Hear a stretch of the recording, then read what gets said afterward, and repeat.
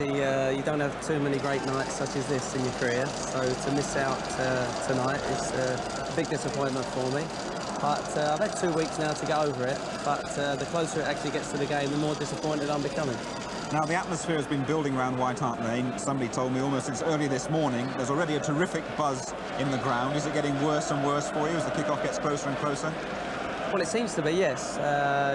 When you see the grass or you see the people coming through the turnstiles and the traffic coming to the game, then you realise, well, they're not coming to see you play.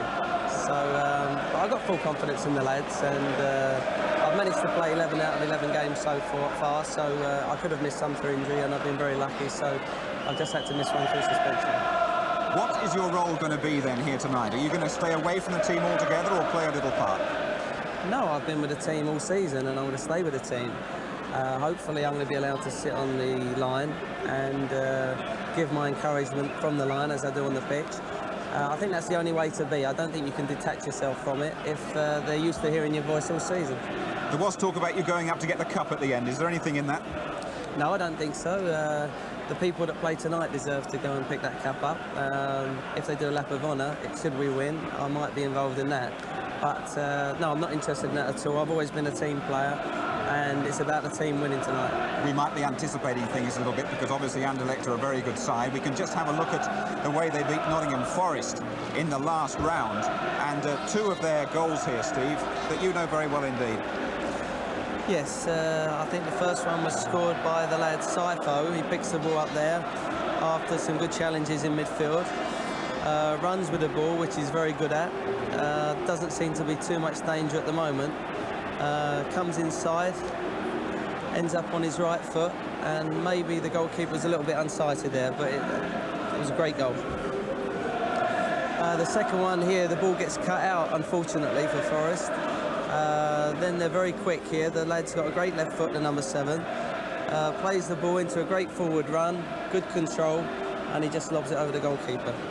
Now that's Van den Berg, who won't be playing here tonight. Finally, how much of a blow do you think that'll be for the Belgians? Well, it will be a big blow because he's their main striker. Having said that, they brought in 2 very, very experienced players, Arneson and Vercouteren.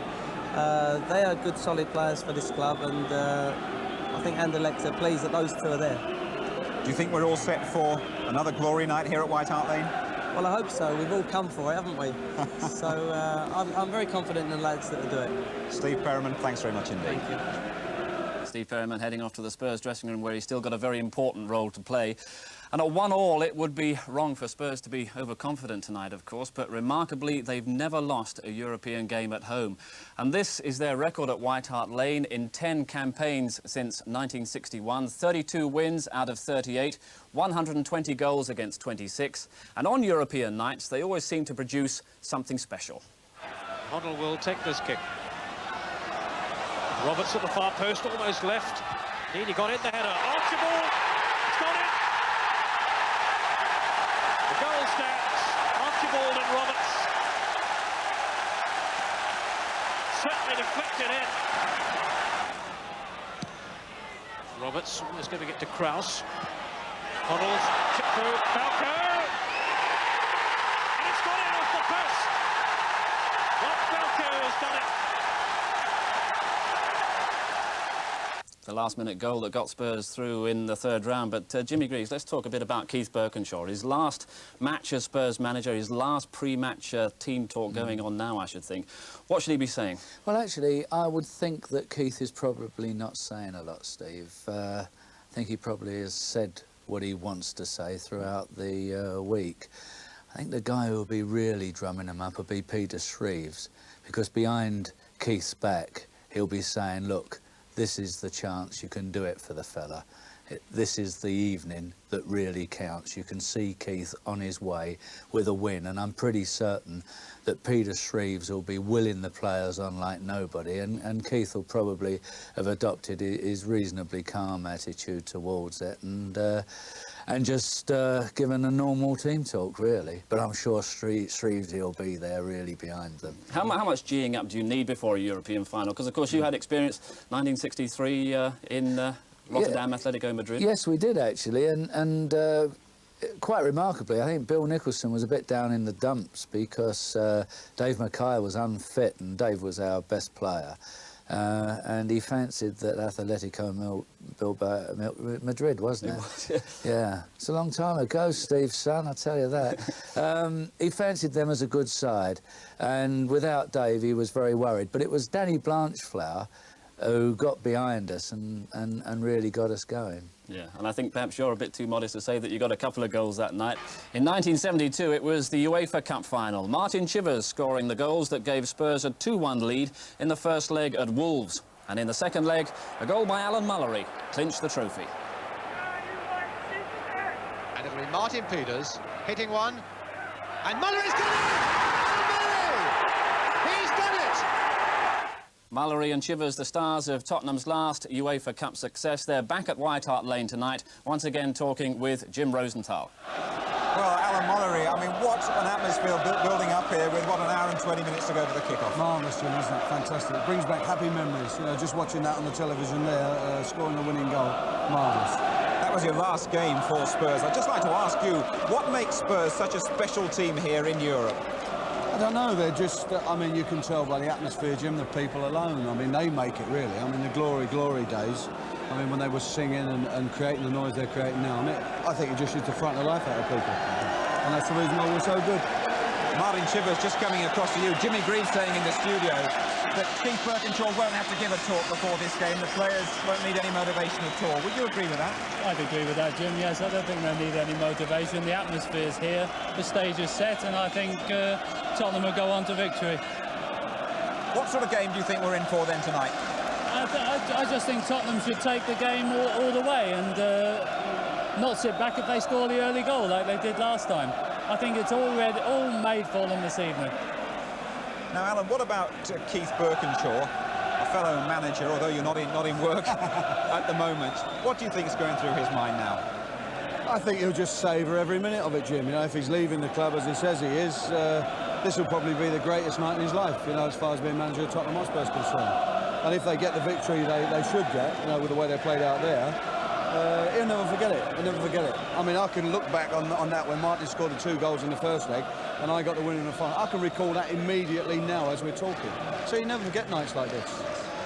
Do you think, Martin Chivers, there's a danger, as a former player yourself, that too much is going to be expected of these players and they might freeze on the night here? That's a possibility, but I just can't see it after seeing the first game. I don't see these boys freezing up on us. I don't think they have really a lot to beat. Alan, what's your view?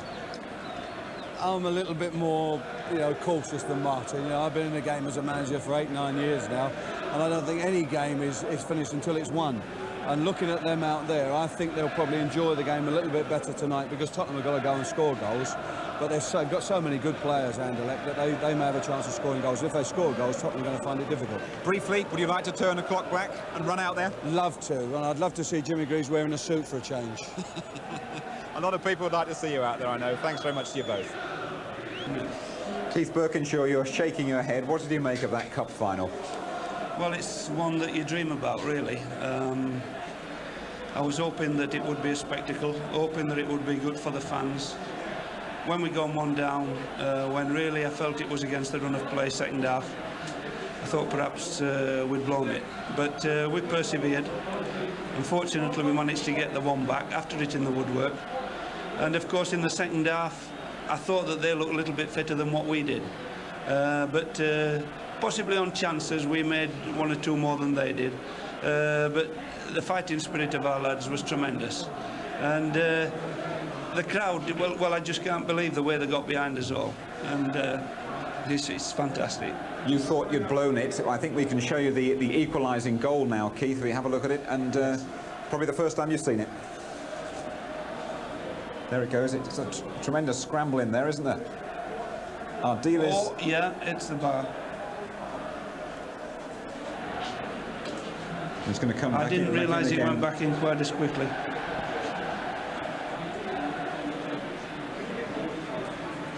Here it comes again. Yeah. I thought that their keeper had a magnificent game today. Graham Roberts took a good ball on his chest there, didn't he? Yeah, and I think it's fitting, really. I mean, what can we say? He's the captain. He lifts the cup, scores the goal. Graham Roberts is that type of player. What was going through your mind during those dreadful, nerve-wracking moments when the penalties were taking place? Well, I said that if Mark Falco put the second one in, then we would do it. When it got to the fifth, I knew that Danny would be about 3 or 4 miles up in the air. He took it well, actually, and their keeper made another great save, because he'd made a few great saves on the night. And I thought, well, perhaps it's not going to be our turn. But then, of course, Tony Parks brings off a tremendous save, doesn't he? Well, here it comes, I think. Yes. I think he went right for the first time here, didn't he? Yeah. Well, all I can say is that somebody up there likes me, and I'm just pleased.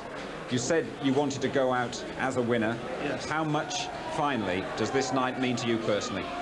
Well, it's another of those games that you look back on and you say, well, how lucky I've been really to be part of it, to be the manager of 3 cup-winning teams here.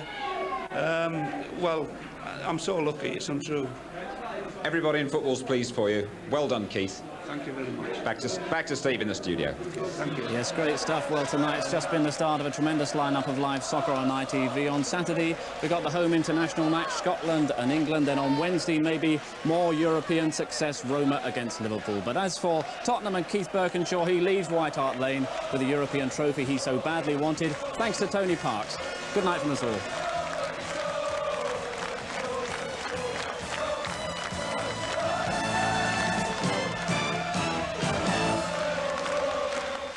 Turning back on his decision to leave Spurs, even after winning the UEFA Cup last night. Spurs beat the holders, Anderlect, in a penalty shootout. There was no trouble from the fans at White Hart Lane, and the Belgian fans were kept well protected. The police were prepared for the worst after a Spurs fan was shot dead before the first leg in Belgium. Chris Jameson was at last night's match and the celebrations, which were tinged with sadness at Keith Birkinshaw's resignation. To save 1 penalty is quite an achievement, but 2 in a cup final, well, that's something special. For the players and fans alike, it was a welcome relief after extra time and the penalty competition. Such scenes were a new experience to the hero of the night, Spurs' 21-year-old goalkeeper, Tony Parks. Not so for the manager, Keith Birkinshaw. It was a fitting end to his 8 years as manager at White Hart Lane. In the dressing room, congratulations from the Anderlecht manager. But it was a night of mixed emotions. Well, you look round and you say, well, it's not going to be any more. But you've got to look ahead and not try and be too downcast. I just can't describe how I feel. You know, it's all a bit above me at the moment. It hasn't sunk in yet. It's the first time I've ever been anywhere near this situation before in my life. A certain amount of regrets, but I think there's certain times in your career where you say, well, perhaps that's the time to go. And what a way to go for the man who'd guided Spurs to their first European trophy in 12 years. Chris Jameson, News at 1, White Hart Lane.